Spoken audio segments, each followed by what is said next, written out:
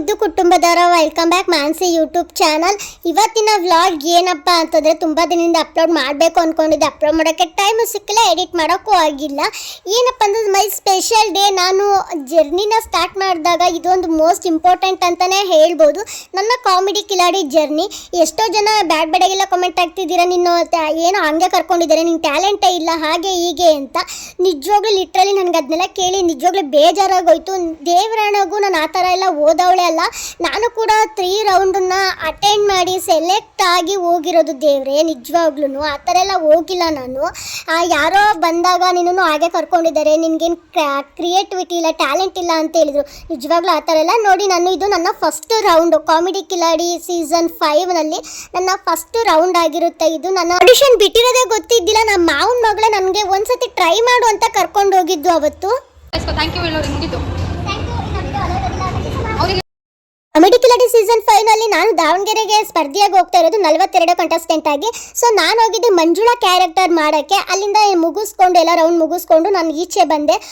ನಿಜವಾಗ್ಲೂ ಸೂಪರ್ ಆಗಿತ್ತು. Fans following ಕೂಡ ಅಷ್ಟೇ ಚೆನ್ನಾಗಿತ್ತು ನನ್ನ ದಾವಣಗೆರೆಯಲ್ಲಿ. ಇವತ್ತು ಕಾಮಿಡಿ ಕಿಲಾಡಿ ಶೋಗೆ ಅಟೆಂಡ್ ಆಗಿದೆ ಸೀಸನ್ 5ಗೆ. ತುಂಬಾ ಖುಷಿ ಆಗ್ತಾ ಇದೆ. ನಾವು ಸೆಲೆಕ್ಟ್ ಆಗ್ತೀವೋ ಅದು ಸೆಕೆಂಡ್ರಿ, ಬಟ್ ಯಾರಾಗಿ ಒಂದು ಅಟೆಂಡ್ ಅಂತ ಮಾಡಲೇಬೇಕು. ಸೊ ಅದಕ್ಕಾಗಿ ಮಾಡಿದೆ. ತುಂಬಾ ಖುಷಿ ಆಗ್ತಾ ಇದೆ. ಅಲ್ಲಿ ನಾನು ಹೋಗಿದ್ದೆ ಒಂದು ಕಂಟೆಂಟ್ ಮಾಡೋಕ್ಕೆ, ಮಂಜುಳಾ ಕ್ಯಾರೆಕ್ಟರ್ ಮಾಡೋಣ ಅಂತ ಹೋಗಿದ್ದು. ಬಟ್ ನಾನು ನಿಜವಾಗ್ಲೂ ನರ್ವಸ್ ಆಗೋಯ್ತು ಗೈಸ್. ಕ್ಯಾಮ್ರಾ ನೋಡಿ ಅದೆಲ್ಲ ಸ್ವಲ್ಪ ನರ್ವಸ್ ಆಗೋಯ್ತು. ಸೊ ಅವರೇ ನನಗೆಲ್ಲ ಇದು ಮಾಡಿಲ್ಲ, ನಿಮ್ಗೆ ಏನು ಬರುತ್ತೋ ಅದು ಮಾಡು ಅಂತೇಳಿ ಅವ್ರು ತುಂಬಾ ಸಪೋರ್ಟ್ ಮಾಡಿದ್ರು. ತುಂಬಾ ಡೈಲಾಗ್ಸ್ನ ಮಾಡಿದೆ. ಯಾರಾದರೂ ಡೆತ್ ಆಗಿದ್ರೆ ಅವ್ರ ಮುಂದೆ ಅಳ್ತೀಯಾ ಅಂತಲೂ ಮಾಡಿದರು. ಸೊ ಅಳ್ಬೇಕಾದ್ರೆ ಫುಲ್ ಕಣ್ಣಾಗೆಲ್ಲ ನೀರು ಬರ್ತಾ ಇತ್ತು. ನೀನು ನ್ಯಾಚುರಲ್ ಆಗಿ ಅಳ್ತಾ ಇದೆಯಾ ಅಂತಂದ್ರು. ಇಲ್ಲ ಆ್ಯಕ್ಟಿಂಗ್ ಮಾಡಿಲ್ಲ, ನನಗೆ ಅಭ್ಯಾಸ ಅಲ್ವಾ, ಸರಿಯಾಗಿ ನ್ಯಾಚುರಲ್ಗೆ ಕಣ್ಣಾಗಿ ನೀರು ಬಂತು. ಆಮೇಲೆ ಡ್ಯಾಡಿ ಏನಾದರೂ ಕುಡಿತಾ ಇದ್ರೆ ಹೆಂಗೆ ನಿಭಾಯಿಸ್ತೀಯ ಅಂತಲೂ ಹೇಳಿದ್ರು. ಅದನ್ನು ಕೂಡ ನಿಭಾಯಿಸಿದೆ. ಆಮೇಲೆ ಹುಚ್ಚಿ ಕ್ಯಾರೆಕ್ಟರ್ ಮಾಡು ಅಂತ ಹೇಳಿದ್ರು. ಚೆನ್ನಾಗಿ ಹುಚ್ಚಿ ಕ್ಯಾರೆಕ್ಟರ್ ಮಾಡಿದೆ. ಕೂದಲೆಲ್ಲ ಕಿತ್ಕೊಂಡು ಹೂವೆಲ್ಲ ಕಿತ್ಕೊಂಡೆ. ಅದು ಕೂಡ ಎಂಟರ್ಟೈನಿಂಗ್ ಚೆನ್ನಾಗಿತ್ತು. ಅವ್ರು ನಕ್ಕಾಗ್ಬಿಟ್ರು. ಇನ್ನು ಹಲವಾರು ಮಾಡಿಸಿದ್ರು, ಎಲ್ಲದೂ ಚೆನ್ನಾಗಿತ್ತು. ಇದು ನಮ್ಮ ದಾವಣಗೆರೆಯಲ್ಲಿ ಆಡಿಷನ್ ನಡೀತಾ ಇರೋದು. DKD ನಡೀತಾ ಇದೆ, ಹಾಗೆ ಕಾಮಿಡಿ ಕಿಲಾಡಿ ಸೀಸನ್ 5 ನಡೀತಾ ಇದೆ. ಹಾಗಾಗಿ ಇವತ್ತು ಆಡಿಷನ್ ಇತ್ತು. ಸೊ ಬಂದಿದ್ದೆ, ಆಡಿಷನ್ ಕೊಟ್ಟೆ. ಸೊ ಸೆಲೆಕ್ಟ್ ಆಗೋದು ಬಿಡೋದು ಆ ರಾಘವೇಂದ್ರನ್ ಬಿಟ್ಟಿದ್ದೀವಿ. ಸೊ ಸೆಲೆಕ್ಟ್ ಆದರೆ ಖುಷಿ ಆಗುತ್ತೆ. ನೀವು ನಮ್ಮನ್ನು ನೋಡ್ಬೋದು ಜೀ ಕನ್ನಡದಲ್ಲಿ. ಸೆಲೆಕ್ಟ್ ಆಗಿಲ್ಲ ಅಂತಂದರೆ ನನ್ನ ಬ್ಲಾಗಲ್ಲಿ ನೋಡ್ಬೋದು. Thank you. ಅಲ್ಲಿ ಒಂದು ಪಾಪು ಬಂದು ನನ್ನನ್ನು ಮಾತಾಡಿಸಿ ಫೋಟೋಸ್ನೆಲ್ಲ ತೆಕ್ಕೊಂಡ್ಲು. ಅಂಕಲ್ ಕೋಲಾರದಲ್ಲಿದ್ದಾರೆ.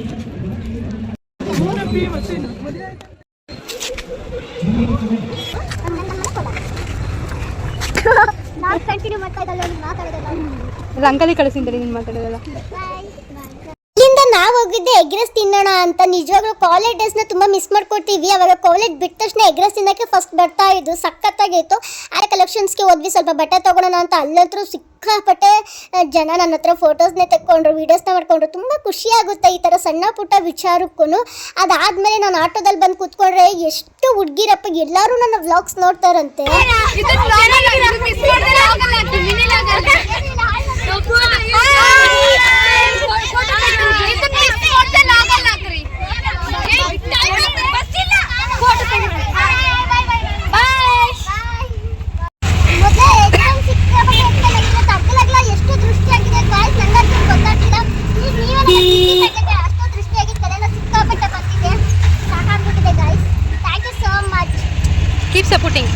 ಇದು ನನ್ನ ಸೆಕೆಂಡ್ ರೌಂಡ್ ಆಡಿಷನ್ ಹೋಗ್ತಾ ಇರೋದು. ಅದು ಕಾಲ್ ಮಾಡಿ ಕರೆದಾಗಂತೂ ಎಕ್ಸೈಟ್ ಆಗಿಬಿಟ್ಟು ನಿಜನಾ ಅಂತ ಒಂದು 3 ಟೈಮ್ಸ್ ಏನೋ ಕೇಳಿದೆ.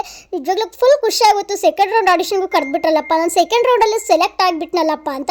ಸೊ ಇಲ್ಲಿ ನಾನು ಕ್ಯಾರೆಕ್ಟರ್ ಮಾಡ್ತಿರೋದು ಕಲ್ಪನಾ ಅವ್ರದ್ದು. ನಿಜವಾಗ್ಲೂ ಸಖತ್ತಾಗಿತ್ತು. ನಾವು ಮಾಡೋಕ್ಕೆ ಹೋಗೋದು ಒಂದು ಕ್ಯಾರೆಕ್ಟರ್ ಆದರೆ ಅಲ್ಲಿ ನಾನಾ ರೀತಿ ಕ್ಯಾರೆಕ್ಟರ್ನ ಕೊಡ್ತಾರೆ. ಅದನ್ನೆಲ್ಲ ಮಾಡಬೇಕು. ನಾವು ಕಲ್ತ್ಕೊಂಡು ಹೋಗಿರ್ತೀವಿ ಒಂದು ಮಾತ್ರ, ಅಲ್ಲಿ ಎಲ್ಲದನ್ನು ಮಾಡಬೇಕು.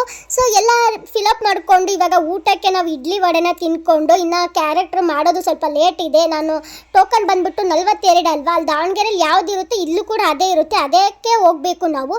ಸೊ ಎಲ್ಲದನ್ನು ಅಟೆಂಡ್ ಮಾಡಿದೆ. ನಿಜವಾಗ್ಲೂ ತುಂಬ ಜನ ಬಂದಿದ್ದರು ಗುರು, ತುಂಬ ಜನ ಬಂದಿದ್ದರು.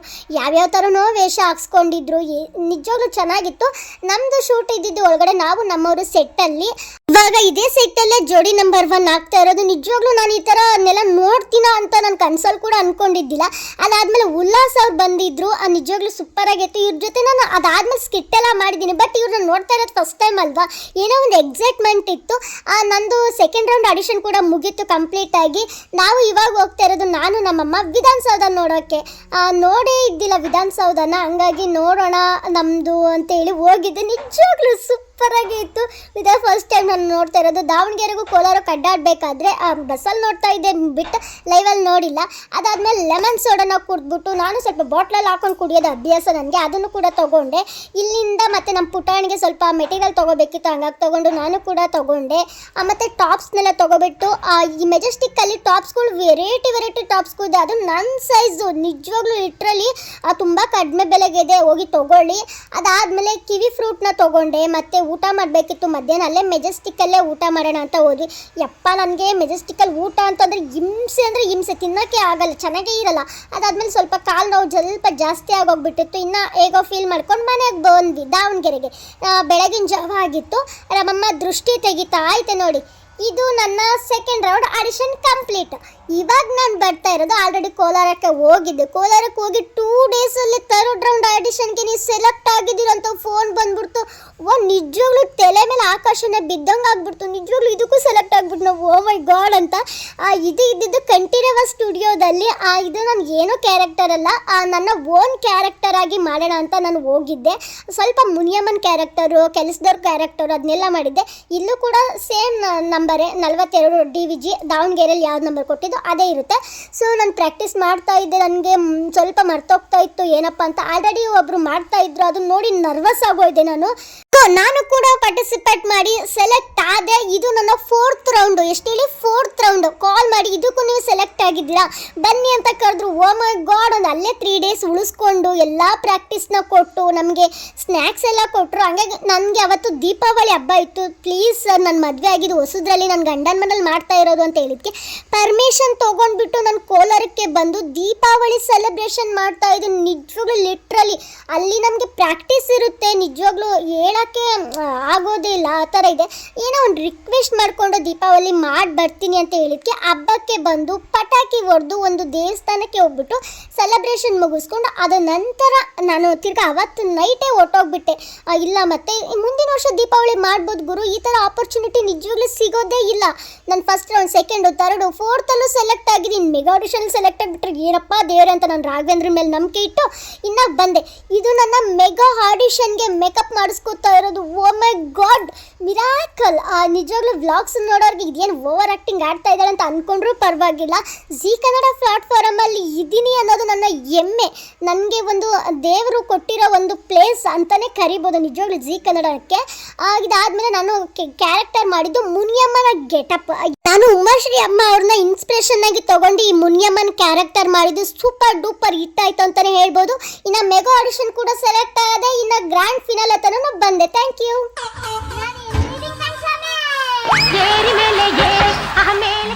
ಭಗವಂತ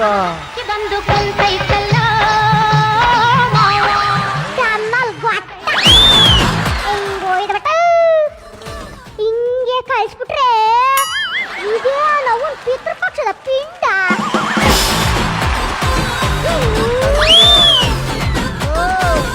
ನೀನೇನ್ ಮಾತಾಡಕ್ ಮುಂಚೆ ಅವಳನ್ನಲ್ಲಿ ಕಳಿಸಿ.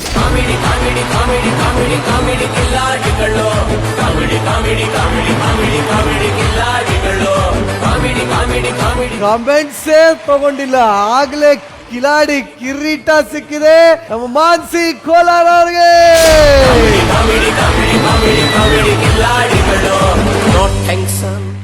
ಜಗ್ಗೇಶ್ ಮಾವಗೆ ನಾನು ಯಾವಾಗಲೂ ಚಿರಋಣಿಯಾಗಿ ಇರ್ತೀನಿ. ಸೆಲೆಕ್ಟ್ ಮಾಡಿದ್ದು ಒಂದು ಕಡೆ ಎಂಟರ್ ಇಂಡಿಯಾಗೆ ನಾನು ಟಿವಿಲಿ ಮದುವೆನೇ ನೋಡಿಸ್ಬಿಟ್ರು. ಎಲ್ಲರೂ ಅಷ್ಟು ಖುಷಿ ಆಗಿಬಿಟ್ರು, ನಮ್ಮ ಫ್ಯಾಮಿಲಿನೂ ಅಷ್ಟೇ.